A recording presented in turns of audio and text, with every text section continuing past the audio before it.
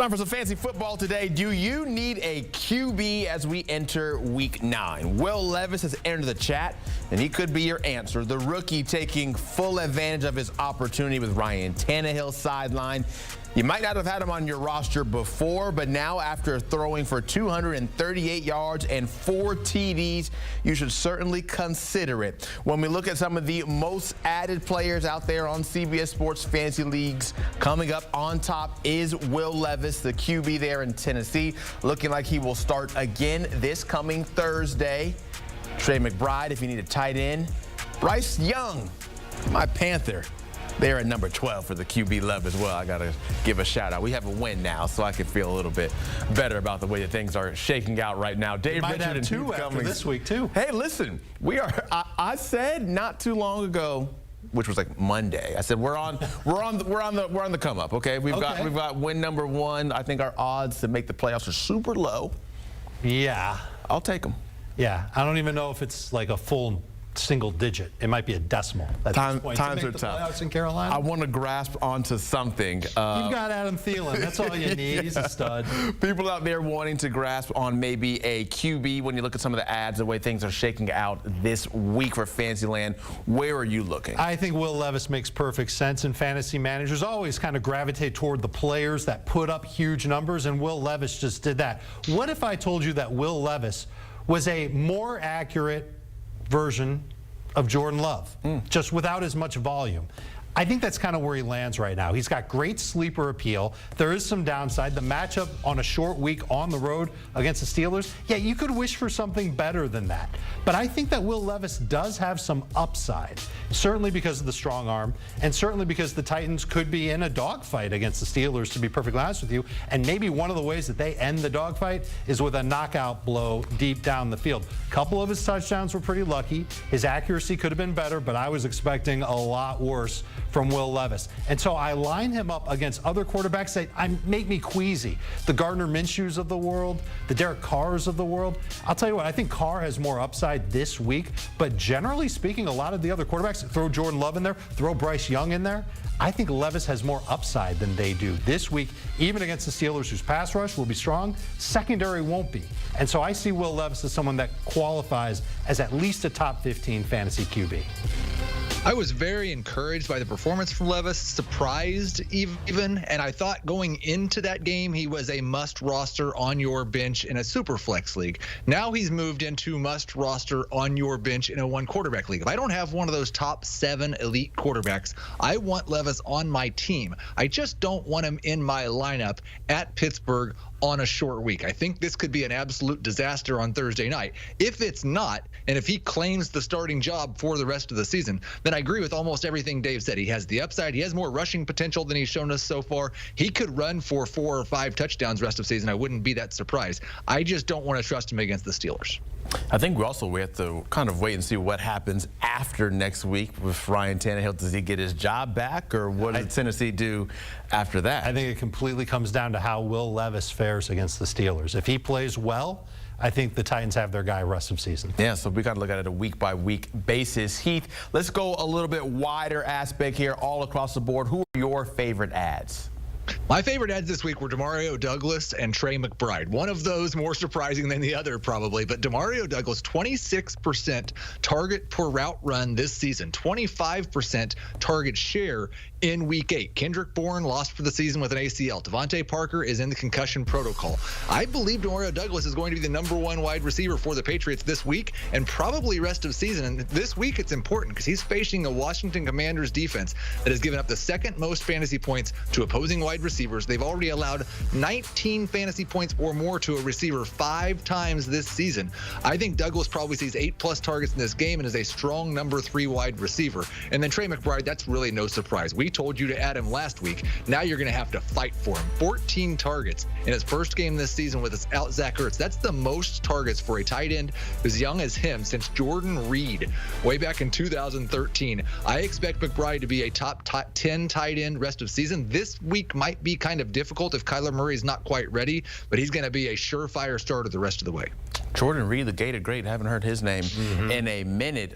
Dave, when we get to your favorite ads, we are talking in 2023 about Leonard Fournette. I don't know if I want to say he's one of my favorite ads, but he's one that needs to be discussed among friends because he did go to Buffalo, and the question has kind of hit my mind. Why? Why would the Bills sign Leonard Fournette? Is it simply to have a replacement for Damian Harris, who they think is lost for the year, or are they trying to add an element to their offense that might have been missing with James Cook and maybe even with Latavius Murray? And I thought Murray actually had been playing a decent role for the Buffalo Bills. Here's where I land on all this with the Buffalo run game.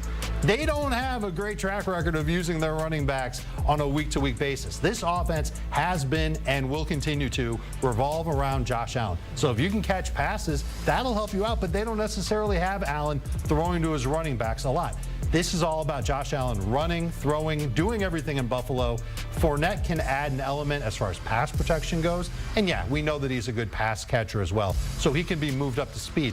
I don't think it's necessarily an indictment on James Cook, however. If you added Leonard Fournette already, keep him on your bench, see what happens. We have seen Fournette matter in fantasy leagues late into the year before. And hey, we've seen the Browns, we've seen the Rams pick up running backs off the street, and they end up being factors in fantasy. Who's to say Fournette can't do the exact same thing? And then another guy that I added was David Njoku. Now, this is one of my favorite ads. Over the last 2 weeks with P.J. Walker, he is barely second on the team in target share behind Amari Cooper. So he's effectively working as the #2 option in the passing game, and he's giving you double-digit fantasy point production. When you've got a tight end that's like this, that's basically a must-start fantasy tight end, and that's what David Njoku is. Even going into a matchup, it looks like it's easy against Arizona, and that's because it is. 3 of the 4 tight ends that the Cardinals have played that have had at least 5 targets have come through for double-digit fantasy points. Njoku should do the exact same thing.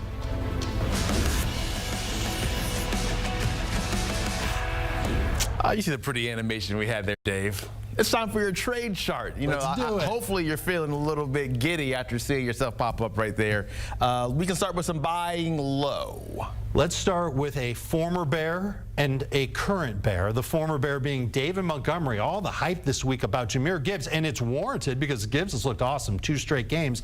And we even posted a poll on social media, which running back in Detroit would you rather have rest of season? Public perception is all over Jahmyr Gibbs, as if David Montgomery doesn't exist. But Montgomery is going to have a bunch of touchdowns, some good opportunities. The schedule isn't that bad for Montgomery. 2 revenge games left against the Chicago Bears. Should be able to still have a narrow lead in carries over Jahmyr Gibbs while still scoring a bunch of touchdowns. Try and trade for him on the cheap. You should be able to give away somebody like McLaurin, Christian Kirk in non-PPR. Those are easier moves to make than in full PPR. Not sure you want to get rid of him in those formats, but that's the type of player that it might take to get David Montgomery. If you can give up somebody less than that for Montgomery, I would absolutely do it. And you could even try and look at DJ Moore as an option to go and buy low on. And this is more of a long-term look because he really hasn't been great with Tyson Bagent under center. And really, the Bears' offense hasn't looked the same.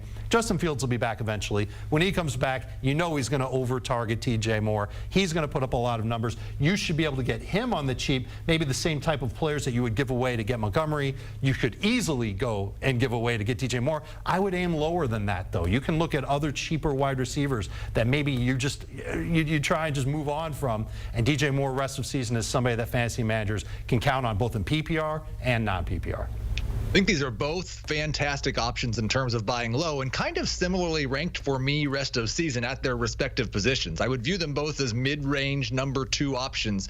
Now, for Moore, it's going to be kind of an uneven situation. He's probably more of a #3 or #4 wide receiver until Justin Fields comes back. And then maybe he's close to a #1 wide receiver once he gets Fields. David Montgomery, I think a lot of people are probably expecting after what Jahmyr Gibbs did that Montgomery's going to go away, and there's just no way. David Montgomery is so much of a Dan Campbell type player.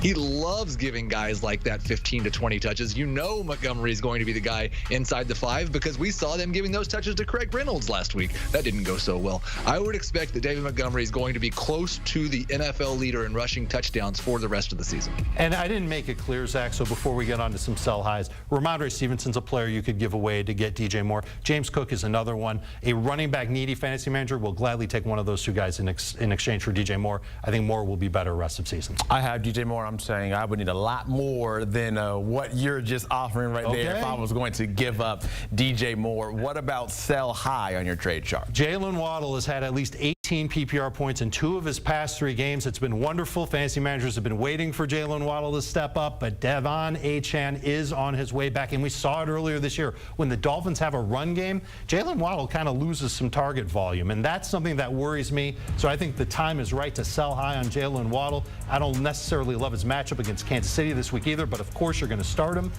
Would you take Justin Jefferson straight up for Jalen Waddle at this point? I know I would. I think that Justin Jefferson can come back and still be 80% of what he was with Kirk Cousins, even though he doesn't have Kirk Cousins anymore. What about Puka Nacua? He's kind of hit a rut. I think that he and the rest of the Rams receivers, including Cooper Kupp, will be fine the rest of the way. How about David Montgomery? What about Tony Pollard? I think I'd rather have those guys than Jalen Waddle the rest of the season. And then George Kittle, he's come up on the sell-high list pretty much any time that he has a big game. And here he is again, and it's going to be trickier to try and trade him away during his bye week. But we know that Deebo Samuel's going to be on the way back. When that happens, we know that George Kittle loses target volume himself. And so think of it. Ayuk's there. Debo's there. Offensive line's better. Oh, yeah, Christian McCaffrey's there, too. It just kind of makes George Kittle a third fiddle. No rhyme intended. I like it, though. I don't. I think I could have done better with it. Bottom line is that George Kittle is someone that you should be able to turn into maybe Calvin Ridley, maybe Deebo Samuel himself. Go ahead and move on from him. We've talked about tight ends this week. Trey McBride, David Njoku, 2 that you can go and get off the waiver wire. Go secure one of those guys first, and then trade away George Kittle.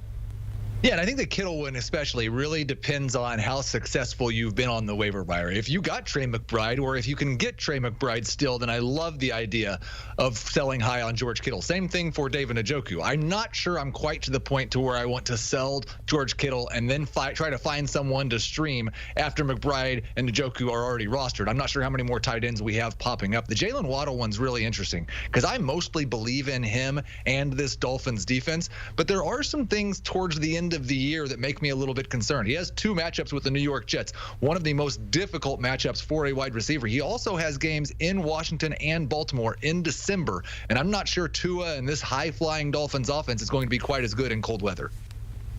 Cold weather, I don't like that, so I can understand why you don't want to. That's definitely something I did not even think about.